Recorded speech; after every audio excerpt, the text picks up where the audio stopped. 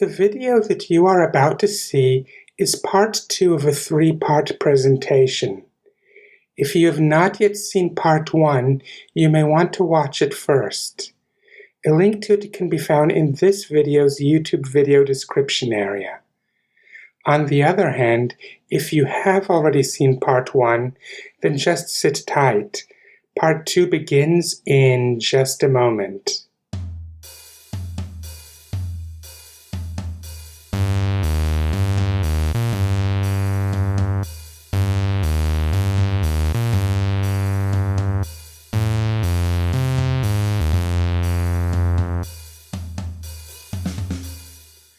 Hello, Internet.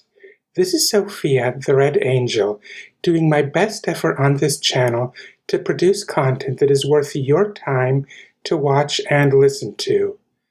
Today I bring you part 2 of my 3-part response to Mike Winger's video titled The Secular Case Against Homosexuality, where Mr. Winger claims to present a secular case against homosexuality, despite utterly failing to actually do so.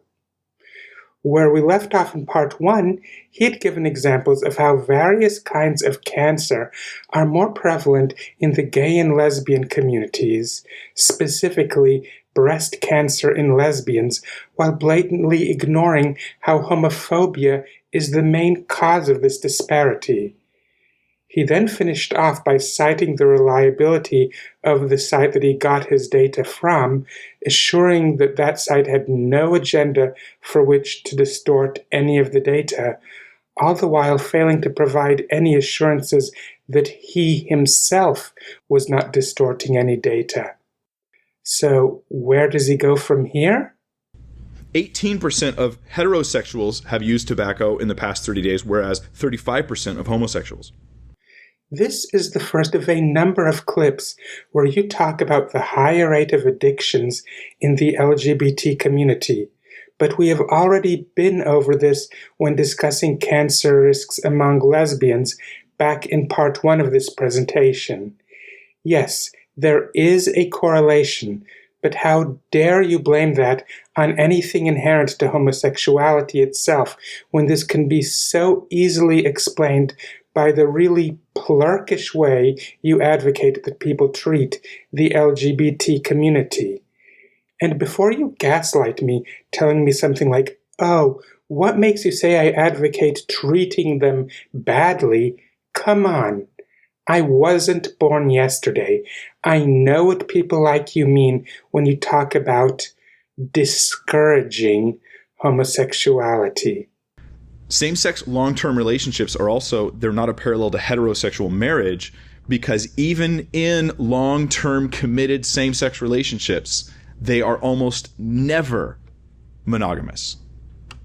So, is a marriage not real unless it is monogamous? True, cheating on your spouse, i.e. having sex outside of the parameters that the two partners freely and competently consented to, is problematic. But what is wrong with fully informed polyamorous relationships? True, that is not my cup of tea, but that does not bother me because unlike some people, I do not think that everyone has to be just like me. This is something that even pro-gay theologians would have to call sexually immoral. So what? Remember back in part 1 of this presentation when I explained how for a case to be secular, it cannot depend on religion at all? Therefore, if this is to be a secular case that you are making, it does not make any difference what theologians say. Even if pro-gay and anti-gay theologians agree on something, as long as it is about theology, it must be deemed irrelevant if the case is to be properly called secular. Our third issue here, a reason why we don't want to encourage and endorse homosexual behavior, encouraging it will increase it, and it will increase the afflictions associated with it. You don't want to encourage it because that would increase it.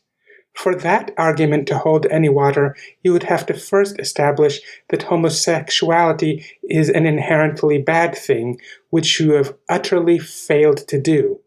Second of all, I do not know of any evidence that treating gay and lesbian people who accept their homosexuality with decency and equality, which we both know is what you are disparagingly referring to when you say encourage. I do not know of any evidence that this will actually make people any more likely to be gay or lesbian. But as was repeatedly mentioned in part 1 of this presentation, treating them with decency will make it easier for them to seek proper medical care, including preventive care, to make safe life decisions, including sexual decisions, and so forth, which is the opposite of increasing these afflictions. I mean, what if the government went out there and posted ads encouraging people to start smoking cigarettes? And then anyone who came against them smoking cigarettes, they said, you're a bigot and a cigarettophobe. And it's irrational. I went for so long without doing it. And now for the second time in this presentation, you have given me occasion to bring forth another installment of Fallacy Exposed. And this time, your fallacy is false equivalence. It is a fallacy that you commit when you take two things that are in no way equivalent and treat them as though they are. You're treating anti-smoking campaigns to the literal nightmare that people like you impose on the LGBT community is a classic example of this. The harmful effects of smoking have been well documented. You can check this video's YouTube video description area for a link to the CDC page about this, as opposed to your case against homosexuality that is so far seeming to fail at every turn. And you might say that's not fair. Well, in a sense, you're right. It's not fair. It's not fair to limit pilots to only people who have good vision. Okay. Here, I do not even know where to begin. I was about to cite this as an additional count of the false equivalence fallacy, because once again, you are comparing homosexuality that you have so far completely failed to bring a sensible case against to things that pose real dangers. But then I realized that even that would be glorifying this argument more than it deserves, because seriously, who is it exactly that is claiming that it is not fair to not allow people without good vision to be pilots? I have no recollection of having heard that claim anywhere except at this point in your video. So unless you are saying that you find it unfair that people without good vision cannot be pilots, I mean, it sounds to me suspiciously like you are just drumming the supposed unfairness of this out of thin air in order to belittle the very serious marginalization and discrimination that LGBT people face. But even if you truly do find it unfair that people with poor eyesight cannot be pilots, this would still be a false analogy, as the danger of someone who cannot see clearly enough flying an airplane is real. After this, Mr. Winger keeps on making similarly ridiculous false parallels. So let us skip ahead a little bit. Same-sex erotic relationships are inferior to heterosexual relationships in several capacities. One, the most obvious, they cannot produce children. So what if they cannot produce children? Society has a vested interest in marriage and in opposite-sex relationships because these produce kids. You're all a result of these kinds of relationships. Why does society have a vested interest in bringing more children into the world?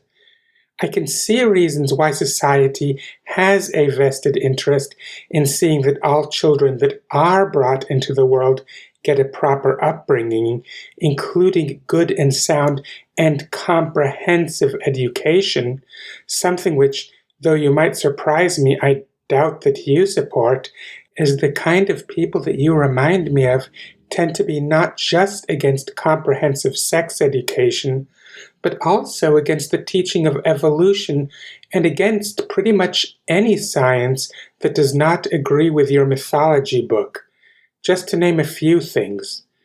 But I see no reason whatsoever why society has a vested interest in simply bringing more children into the world. We must have these relationships for society to continue. We need children. Society must be invested in children, or else it will fall. Say what? Well, true, there have to be some people bringing more children into the world, or else humanity will go extinct. But we only need so much of that. Currently, this video being made in the year 2022, there are over 7.5 billion people in the world, and the population seems to still be going up. Check this video's YouTube video description area for a link to the Worldometer information on this. The biggest threats to humanity and to the world are related to overpopulation, not underpopulation. True, if the rate of people who reproduce goes down to absolute zero, we will still go extinct from underpopulation nonetheless. But it is insane to suggest that we need active encouragement of procreation to avoid that happening. We can have more than enough people bringing children into the world without any active encouragement at all. Of course, we have not yet gotten to Mr. Winger's biggest smear of all on the gay and lesbian community. That is going to have to wait for part 3 of this 3-part presentation. A link to part 3 will be added to this video's YouTube video description area by the time that part 3 becomes available to the public. I would like to thank the anonymous source that brought Mr. Winger's video to my attention and gave me a few of the points that I used in researching it. They asked not to be credited by name, so I am thanking them anonymously.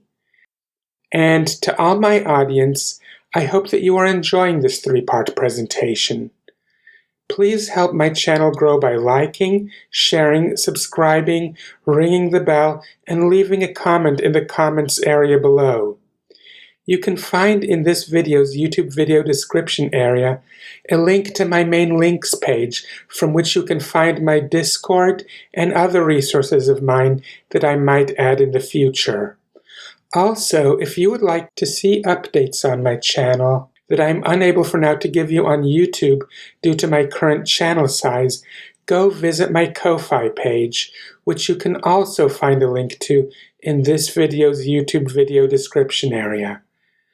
My Ko-Fi page is also somewhere you can go if you wish to support my channel financially, because if you like my channel now, you should see what I will be able to do on this channel when its budget is no longer limited to whatever I can afford to siphon away from my personal living expenses. And until next time, see ya!